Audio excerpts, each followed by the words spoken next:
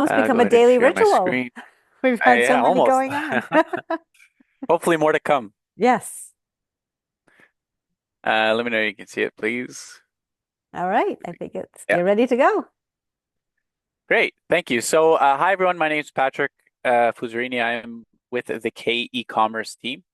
Um, my role in the organization is solution consultant, but more importantly, k-ecommerce is an online e-commerce platform uh, that is focused around two main things. The first one is the business to business side of e-commerce. The second one is that it is tightly integrated with finance to allow for all of that core data that you might need on an e-commerce platform to exist pretty automatically. So here today, we're going to be going through primarily a demo of a few different components of our platform. Again, keeping in mind both the B2B aspects and the integration focus for today. The first thing that I want to talk about here is on the demo store that you see in front of you. Um, we're talking about the design or the overall look and feel. That's naturally the first step that anybody would notice when coming to an online store. And when it comes to the design and the overall look and feel of the site, our system provides an entire or a full CMS, content management system, that allows the change of pretty much any aspects of the visuals. That being, the logo, the menu items, the images that you might see on this page, or the extended images that you see along the bottom, categories, footers, so on. So all this can be controlled pretty easily by you and your team. And to give you a quick example of something new that was added to the platform not too long ago, it's what we call the page builder. And it just quickly illustrates the idea behind the CMS or the content management system. Ultimately, what this is a tool that lets you build your own web pages without knowing anything about coding, using drag and drop functionality to create that page. So here I have a blank page before you. So would be a web page that's not yet live. And first off, I can view it in different screen sizes, whether it's a phone screen size or a full-on desktop. Now, when I'm designing this page, it's really a few key steps. I'll open up the panel down the left-hand side, and I have access to build the structure of the page directly here. So if I want to drag certain components in, I can do that. And this would represent different blocks that I can then use, which we'll see in a minute. So let me drag a few blocks in to see the structure of the page.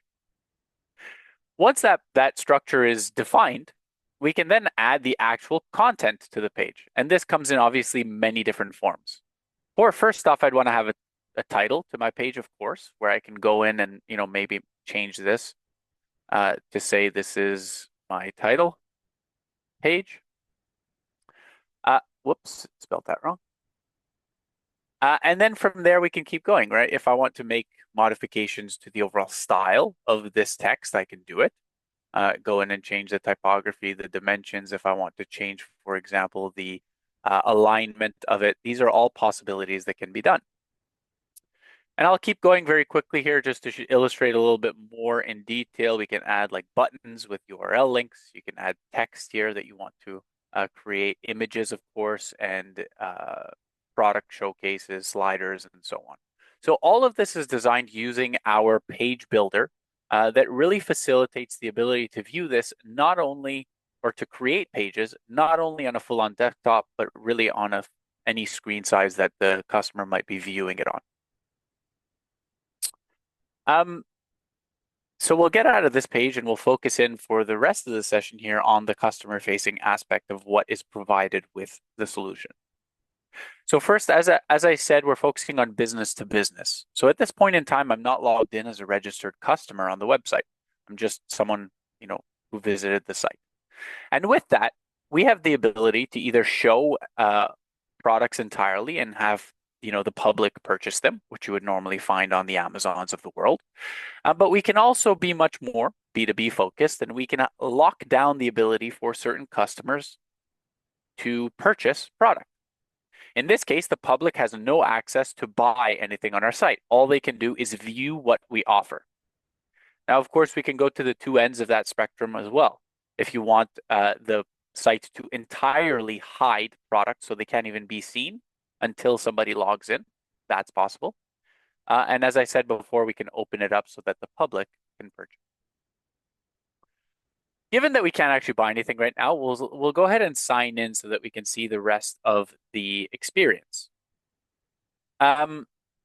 Returning customers, of course, can use a username and password. If a new customer wants to register, they can go through the typical procedure that they might find to do so. All in all, when a customer signs in, we now gain some key information related to their account with you online. We see the latest orders that that customer placed. So in this case, it's the last 5 orders that this customer had placed online. And they'll have access to see the status of those orders as well, right? So the last 5 orders placed and the status. This status, talking about the integration, automatically updates based on what is going on with finance.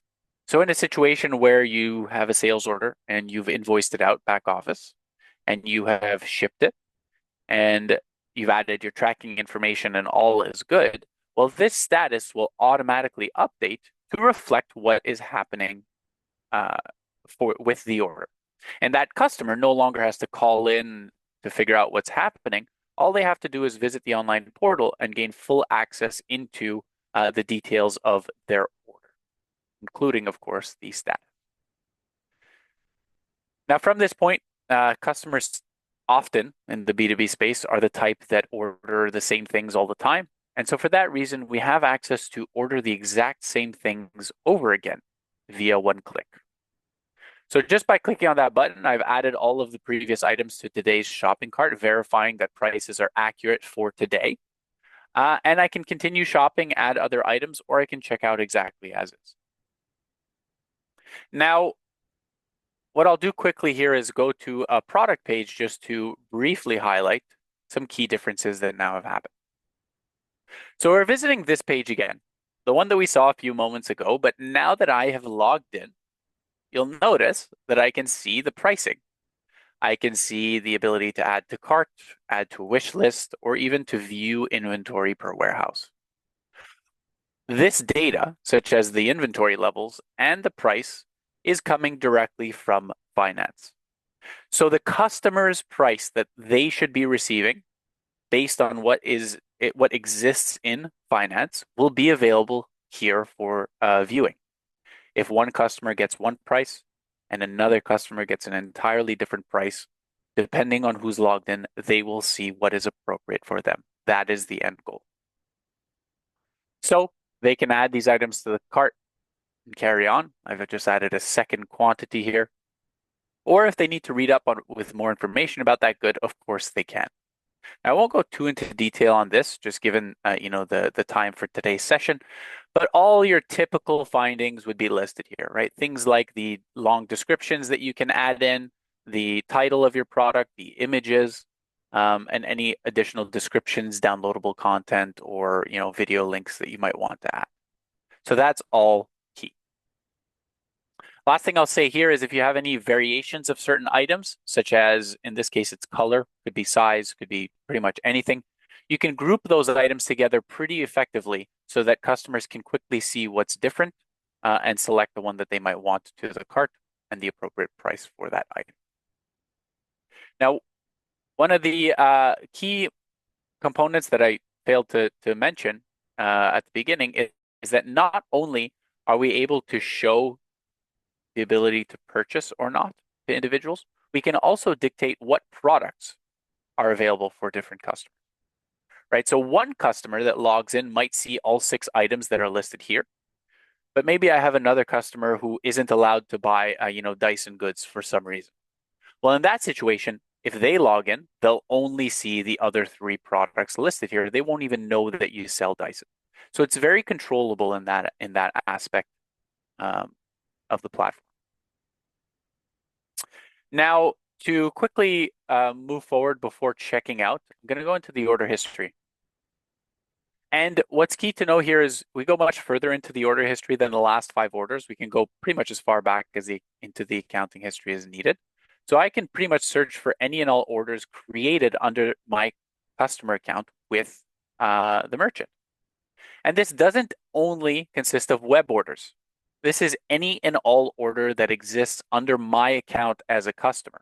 I'll be able to see them here and open them up when needed.